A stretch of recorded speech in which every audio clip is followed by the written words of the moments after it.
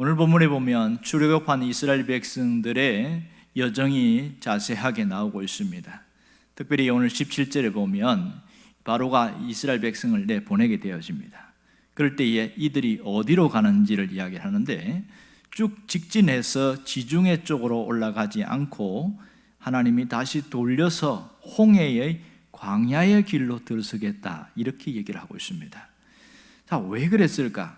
직진해서 바로 쭉 올라가면 14일 정도면 갈 수 있거든요. 그리고 그 길이 굉장히 편합니다. 그러니까 해안 도로를 따라서 가는 길인데 하나님이 그 길로 가다가 우회를 해서 꺾으셔서 홍해의 광야의 길로 인도하셨다 이 얘기를 하고 있거든요. 우리는 참 이해가 되지 않을 때 가끔 많습니다. 왜 이렇게 하실까? 그런 생각이 들 때가 많아요. 오늘 본문에도 보면 그런데 답을 분명히 이야기를 하고 있는데 17절 밑에 보면 이 백성이 전쟁을 하게 되면 마음을 돌이켜서 애굽으로 돌아갈까 하셨습니다. 이거 지금 누가 지금 말씀하시는 겁니까? 하나님이 말씀하는 거죠. 이들이 전쟁이 두려워서 돌아갈 것이다 이렇게 말합니다. 그러면 이들이 전쟁을 두려워하는 이유가 뭘까요? 대략 한 세 가지가 있는데요. 하나는 그들은 노예로 살다가 나왔기 때문에 무기가 없어요. 아예 무기 자체가 없어요. 그리고 또 하나는 전쟁을 해본 경험이 없는 거죠. 그리고 그들 정신 세계 자체가 오랫동안 노예 생활을 하다 보니까 노예 의식에 사로잡혀 있어요. 노예 의식의 대표가 뭔지 아세요? 패배 의식이에요. 해도 안 된다, 불가능하다. 그러니 전쟁 보면 화들짝 놀려 도망가는 거 맞지요. 그리고 신앙적으로는 그들이 믿음이 없었다는 것을 알 수 있습니다. 믿음이 없으면 불신앙적인 태도가 나올 수밖에 없습니다. 자, 이들이 처음에 출발 어디서 했을까요? 람셋이라는 곳에서 출발했습니다. 출애굽기 1장에 보면 이 얘기가 분명히 나오는데 람셋에서 그 다음에 숫곳 그리고 에담까지 오늘은 여기까지 인도하시는 장면이 나옵니다. 그렇다면 람셋이 어디냐? 국고성입니다. 그러니까 애굽 전체의 경비를 세우는 국고성을 짓는데 이스라엘 백성들이 학대받을 때에 국고성 비돔과 람셋을 건축했다 이렇게 이야기하고 있거든요. 1장 11절에 보면 그 얘기가 나오는데 이 람셋에서는 정말 생각하기 싫은 곳이에요. 죽도록 고생하고 학대받고 노예로서 그냥 아주 짐승 취급받고 람셋 하면 고통의 장소인 거예요. 거기서 그들이 출발해서 이제 나오게 되었습니다. 그런데 이들이 출발해서 드디어 어디로 갔습니까? 숫곳이라는 곳으로 가게 됐어요. 숫곳은 어디냐면 여기서 북쪽으로 쭉 올라갈 때 약간 동쪽으로 꺾습니다. 그러니까 하나님이 꺾었다고 그랬잖아요. 동남쪽에서 24km에서 34km 떨어진 그 지점이 숫곳인데 여기서 직진해서 쭉 가게 되어지면 수르 광야라는 곳이 나와요. 계속 올라가면 어디로 갈까요? 가나안 땅까지 갑니다. 그런데 하나님이 여기서 한 번 더 꺾어버리세요. 어디로? 그 밑에 남쪽으로 내려오는 거예요. 에담이라는 곳으로 내려옵니다. 그것이 오늘 몇 절이 나옵니까? 20절에 나오는 내용이지요. 20절에 숫곳에서 에담까지 왔다 이 얘기를 하고 있습니다. 자, 에담이 어디냐? 이집트 지역 경계선의 땅 끝입니다. 그러니까 광야 끝이라고 한 것은 뭐냐면 이집트 지역의 끝이다. 이 에담이라는 이름 자체가 성루라는 뜻을 갖고 있어요. 그러니까 여기서 가장 치열한 전쟁이 벌어지는 곳인데 이 에담은 이스라엘 백성들을 하나님이 훈련시키는 장소로 삼았다는 것이 놀라운 특징입니다. 그러면 문제는 에담에서는 가나안으로 바로 갈 수가 없어요. 숫곳에서는 갈 수 있지만 에담은 꺾어서 내려왔기 때문에 못 가는 거예요. 그리고 14장에 가면 어디로 가냐면 거기서 더 내려가가지고 이 바닷가 쪽으로 가는데 비하히롯이라는 곳에서 딱 멈춥니다. 여기는 비하히롯은 앞은 바다요 옆은 깎아진 절벽이고 언덕입니다. 그러니까 탈출로는 뒤로 가는 것밖에 없어요. 근데 그 속으로 하나님이 인도하거든요. 하나님 인도가 희한해요. 우리는 이미 알고 있지요. 이 하나님이 그 바다를 건너서 그다음에 어디로 갑니까? 시내산으로 가고 결국은 거기서 다시 이제 올라가는 그런 과정을 잘 알고 있단 말이에요. 이 과정 우리가 이미 출애굽기를 통해서 알고 있는데 여기서 중요한 것은 하나님의 인도하심이에요. 하나님의 인도하심. 왜 하나님이 이렇게 꺾어서 이렇게 내려가실까? 이게 참 의문점인데요. 여기에는 하나님의 중요한 섭리가 담겨 있습니다. 람셋 숫꽃, 에담, 비하이로 이렇게 쭉 가는 과정은 이스라엘 백성들을 위해서 갑니다. 왜? 그들이 준비되지 않았기 때문에. 뭐가 준비 안 됐을까요? 전쟁을 치를 준비가 되지 않았습니다. 그래서 그들에게 훈련이 좀 필요하다는 거예요. 하나님은 그들의 체질을 잘 아시기 때문에 그들이 두려워서 도망갈까 봐 이미 하나님 배려해서 일부러 가지 않았거든요. 그러니까 가장 쉬운 길이 있었지만 그 길에는 블레셋 사람들이 진을 치고 있어서 그것은 전쟁을 할 수밖에 없거든요. 얼마나 두렵겠어요. 이것이 표면적인 이유고요, 이면적인 이유가 또 하나 있습니다. 그것은 이스라엘 백성들을 광야의 길로 인도하시는 것은 하나님이 하나님 약속을 한 게 있거든요. 언약을 성취하려는 그 목적이 있습니다. 이게 이면적인 이유예요.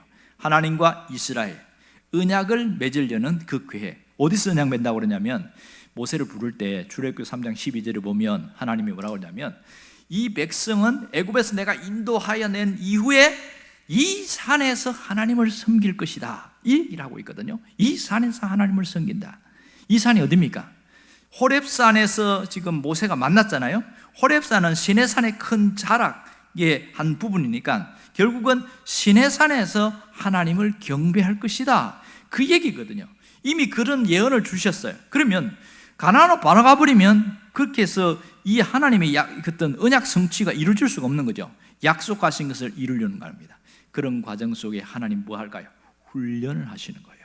하나님이 훈련하는데 무슨 훈련일까요? 가장 중요한 훈련이 있습니다. 그것은 하나님을 의지하는 법을 배우는 겁니다. 하나님을 의지하는 법. 어떤 위기가 와도 하나님을 철저하게 의지하는 훈련을 배우는 거예요. 그렇게 해서 어떻게 하려고? 더 강한 백성이 되고 하나님의 사역을 잘 감당할 수 있게 하기 위해서. 그래서 가장 큰 훈련이 뭡니까? 홍해 앞에서. 홍해 앞에서는 절대적 절망입니다. 그리고 설상가상으로 애국 군대 추격이 들어오잖아요. 그럼 갈 데가 어디 있어요? 이때에 하나님밖에 없습니다. 내가 살 수 있는 길은 오직 하나님밖에 없습니다. 그 하나님을 의지하는 훈련을 하게 해서 거기에서 그런 훈련이 있었어요. 결국 어떻게 했습니까? 하나님이 죽였어요? 살렸어요? 살렸잖아요. 이게 훈련이거든요. 오늘 우리에게 주시는 영적인 메시지가 있습니다. 그게 뭐냐면 하나님은 지금 우리들도 그런 훈련을 하실 계획을 갖고 있습니다. 인생 광야를 살아가는 우리에게 어떤 훈련을 할까요? 우리가 하나님을 더 얼마나 의지하고 사는가, 그 훈련을 하고 있습니다. 하나님의 훈련이 잘 되어졌을 때에 그 훈련이 끝마칠 때 마지막에 뭐합니까? 테스트하지요. 군사훈련을 하든지 검정고시든지 뭐든지 마지막 그 훈련의 끝은 테스트입니다. 시험을 통과해서 이기게 되어지면 당신은 합격, 이렇게 되어지잖아요. 그런 것처럼 하나님은 우리를 그렇게 이끌어 가십니다. 또 하나는 하나님이 우리 삶 속에서 약속하신 게 있어요. 그 약속을 언약이라고 그러는데 이것을 성취시키기 위하여 하나님은 우리를 훈련시킵니다. 때로는 그래서 우리를 인생 광야로 이끌어 가실 때가 상당히 많습니다. 하나님은 내게 맡기신 일을 감당하기 위하여 훈련하신다는 걸 알아야 됩니다.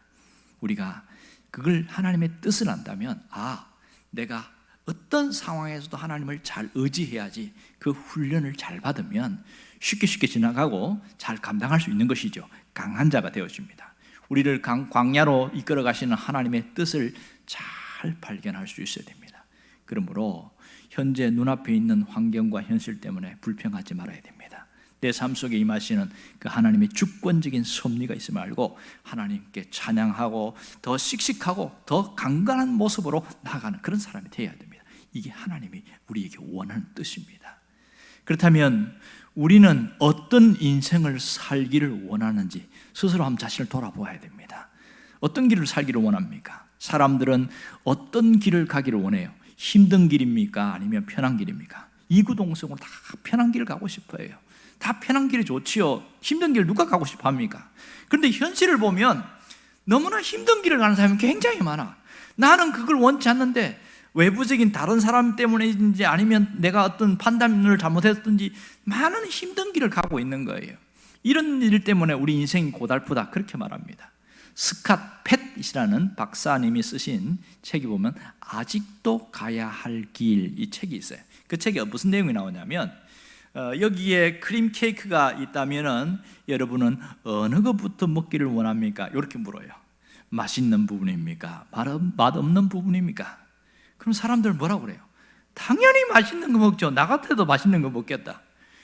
우리가 인생이 공고해지는 가장 근본적인 원인은 여기에 있습니다. 이렇게 이야기하는 거예요. 언제나 마음에 들고 하기 쉬우며 즐거운 일만 먼저 하다 보면 하기 싫고 굳은 일들은 결국은 남게 된다는 거예요. 이거 누가 해? 내 인생에 누가 해주냐고. 내가 해야지.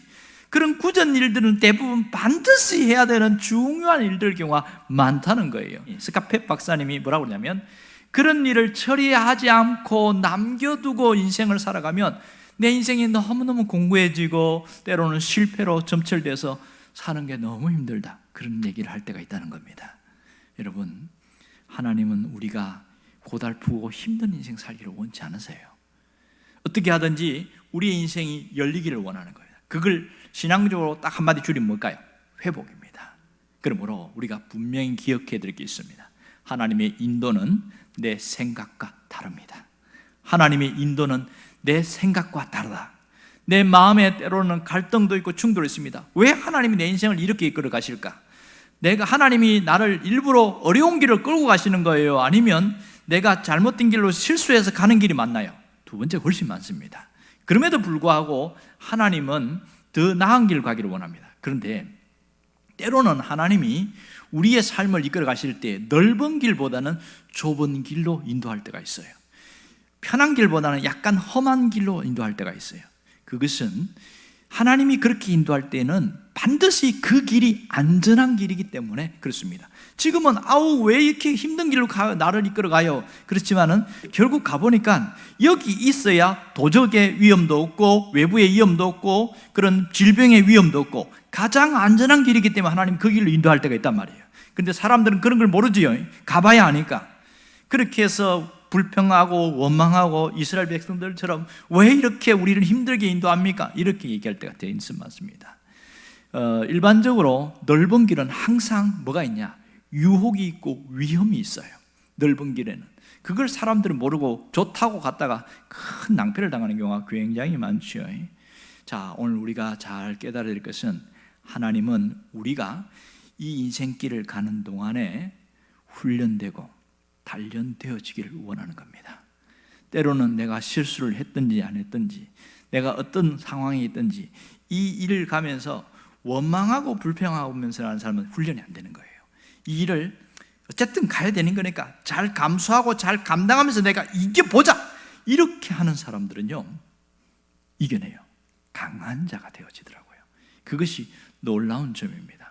황대근 씨가 쓴 그 야생초 편지라는 그런 그 그림 형태로 된 것이 있는데, 이분 작가예요. 사실은 이분은 굉장히 똑똑한 분인데 몇십 년 전에 그 군사정권 시절에 말이에요, 미국에서 자기하고 아내하고 딸하고 이렇게 이민을 잠깐 한국에 이렇게 왔어요. 하필이면 그때 공안에 걸려가지고 억울하게 재판에 걸려서 이 간첩으로 이렇게 몰려가지고 이렇게 감옥 생활을 한 적이 있습니다. 진짜 억울하죠. 젊은 나이에 인생 다 깨지고 가정 쪼개지고 이혼하고 뭐 이런, 그러니까 버려진 인생이 된 거예요. 그때 왜 내가 이런 억울하게 내가 이 감옥 생활을 해야 되냐? 얼마나 사람이 비참합니까? 그때 세 가지 길이 있대요. 하나는 가슴을 치면서 미쳐버리든지, 아니면 또 하나는 체념하면서 바보가 되든지, 세 번째는 도를 통한 도사가 되는 것. 세 가지 길이 있는데 이 황대근 씨가 네 번째 길을 들었답니다. 네 번째 길이 뭔지 아세요? 거기서 성경을 통해서 하나님을 알았어요. 예수님을 깨달은 거예요. 그리고 복음을 접하고 나서 자기가 예수님을 믿는 신앙의 길로 확 헌행을 했어요. 그러다가 무기수로 그렇게 복역을 하다가 정권이 바뀌고 이렇게 하면서 이 사람이 혐의가 풀려나면서 14년 만에 그 감옥에서 나오게 됩니다. 약 한 5,000일 가까이 감옥 생활을 하는데 버려진 그런 세월 같은 그 삶인데 그분이 달라졌어요. 그분이 그래서 야생초를 거기서 키우는데, 원래는 그 감옥 안에서 못 키우게 돼 있답니다. 이분이 워낙 성실하게 모범수로 활동하니까 교도소장이 그것을 허락한 거예요. 사정하고 또 사정하고 여러 번 사정하니까 그 담장 사이에다가 이 야생초를 키우기 시작하고 이것저것 하면서 꽃을 보고 그걸 막 그림으로 막 그리는 거예요. 여러 가지. 그리고 그다가 이제 작은 사파하고 글도 쓰고. 그래서 나온 게 뭐냐면 야생초 편지예요. 그게 자기가 감옥 안에서 겪었던 그 일들과 그 일화들과 거기서 스케치한 그림들을 거기다가 해서 책으로 만들어낸 거죠. 그런데 그가 자기가 예수님을 잡고 그렇게 갔더니 그 긴 세월이 버려진 인생인 줄 알았더니 아니라는 거예요. 자기가 작가로서의 삶을 거듭날 수 있었던 것은 이 고통의 시간이 있었기 때문에 가능했다, 그 얘기를 하는 겁니다. 만일 거기서 체념하고 막 어떤 미쳐버린다든지 그랬으면 그 인생은 그냥 끝나버리겠죠. 여러분, 우리는 그런 어려운 상황은 아니지만 사람이 현실 속에서 하나님께서 우리가 때로는 힘들긴 하지만 이것을 감당할 수 있을 만큼 하나님이 힘을 주셔요. 그래서 유명한 말씀이 있잖아요. 고린도전서 10장 13절에 보면 사람이 감당할 시험 밖에는 너희에게 당한 것이 없나니 오직 하나님은 미쁘사 너희가 감당치 못할 시험 당하는 것을 허락치 아니하신다 그랬어요.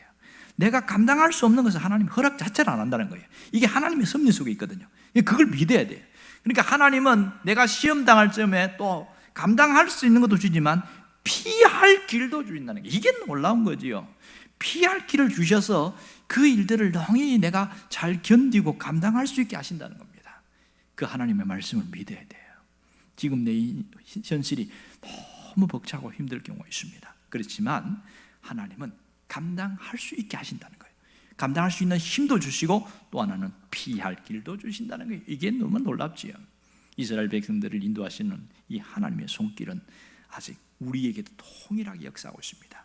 그들을 인도할 때에 전쟁을 치를 준비가 되었지 않고 전쟁을 보면 화들짝 놀래가지고 다시 애굽으로 돌아갈까 봐 그들에서 광야로 이렇게 돌려서 하나님이 인도하시다는 것을 잘 깨달아야 됩니다. 지금 이들은 눈앞에 뭐가 있을까요? 홍해가 있잖아요. 홍해는 그들의 현실적으로 보면 위기예요. 그러나 위기 가운데 하나님을 의지하는 훈련을 잘하면 잘할수록 그들은 빨리 넘어가게 되었습니다. 위기지만 뭐가 있을까요? 도무지 해결될 수 없는 그런 상황인데 하나님이 뭐 하셨어요? 바다를 쫙 갈라서 고속도로를 내셨습니다. 누구도 상상할 수 없었어요. 어떤 분이 이 200만 명의 사람들이 그 홍해를 건너가려고 할 때에 배가 몇 대가 있어야 되냐? 무려 2,000대 이상이 있어야 된다는 거예요. 깜짝 놀랐어요. 세상에 2,000대의 배가 그게 승선해서 나가려고 그러면 그거 어떻게 되느냐고요. 비행기만 해도 뭐 수백 대가 있어야 된다는 거예요. 말이 맞거든요. 그러니까 우리는 현대적으로도 상상할 수 없는데 하나님은 그냥 길을 내버리는 거예요. 우리 인생길도 마찬가지죠. 눈앞에 홍해 같은 그런 캄캄한 그런 현실이 있지만 하나님이 확 뚫어버리면 고속도로가 난다는 사실이죠. 하나님은 우리가 그 일을 충분히 감당할 수 있도록 하나님을 끝까지 의지하도록 그렇게 하나님은 훈련되기를 원합니다. 그렇게 훈련되어서 우리에게 삶의 현장으로 다시 내보내신다는 사실입니다. 하나님은 어떤 분이십니까? 우리의 길을 인도하시는 분이십니다. 우리의 갈 길을 열어가시는 분입니다. 구원받은 백성들, 하나님의 택함받은 그 백성들이 그 하나님의 은혜를 누리고 하나님의 인도를 잘 받을 수 있도록 주님이 인도하신 대로만 따라만 가면 돼요. 자꾸 원망하고 불평하니까 가기 싫고 내가 왜 이렇게 해야 되느냐 뭐 이러는데 하나님이 따라가면 돼요. 지금은 하나님이 우리를 어떻게 인도하세요? 성령님을 통해서 하나님의 영이신 성령님이 우리를 인도하신다는 거예요. 이 점이 대단히 중요한 것이지요. 그래서 로마서 8장 14절에 보면 물론 하나님의 영으로 인도함을 받는 그들은 곧 하나님의 아들이라. 우리가 하나님의 아들이기 때문에 성령께서 우리를 끝까지 인도한다는 겁니다. 저 앞에 문제가 있지만 알면서도 하나님은 그 문제를 때로는 피해가기도 하지만 때로는 그걸 지나가야 될 경우가 있어요. 사망의 깊은 골짜기를 지나듯이. 그렇지만은 그것을 잘 감당해내면 좋습니다. 그런데 어떤 분은요, 그런 현실 속에서 자기가 가고 싶은 대로 가는 사람이 있어요. 나 그 길을 가기 싫어요. 그러면서 자기가 원하는 길로만 가요. 왜 그럴까요? 깨닫지 못해서 그런 경우가 굉장히 많습니다. 깨달으면요, 받아들여요. 현실도 받아들이고 환경도 받아들이고 이건 내가 감당해야 될 거야, 내가 가야 될 길이 하고 그 길을 묵묵히 가는데 결국은 열리더라는 겁니다. 이게 놀라운 것이죠. 여러분, 광야 같은 인생의 길에 인도자가 절대적으로 필요합니다. 우리 인생의 삶 속에 인도자만 있으면 쉽게 갈 수 있습니다. 사람이 불행케 되는 것은 가난도 아니고 질병도 아니고 전쟁이나 재난도 아닙니다. 사람이 불행하게 되는 것은 깨달음이 없을 때 불행해집니다. 불행해지는 것은 인간이 갖고 있는 그 본질 자체를 상실해버리게 되어지는 거거든요. 그러나 우리가 내가 깨닫고 하나님의 뜻에 순종하려고 하는 결단을 하게 될 때에 놀라운 역사가 일어납니다. 우리는 뭐 해야 될까요? 하나님, 내 인생의 길을 지도해 주세요. 내 인생의 길을 열어주세요. 매일매일 이런 요청을 할 필요가 있습니다. 잠언 3장 6절을 보면 그리하면 내 길을 지도하시리라. 이렇게 하나님께 매일매일 요청할 때 하나님이 내 길을 지도하시리라. 하나님이 갈 길을 열어주시고 갈 길을 보여주시고 갈 길을 이끌어 주신다는 그 말씀이죠. 여러분, 하나님은 살아계십니다. 하나님은 역사하십니다. 우리의 갈 길을 하나님이 이끄시는 대로만 가면 결국은 우리는 승리할 수 있습니다. 여러분의 그 주인공 되기를 주의 이름으로 축원합니다. 기도하겠습니다.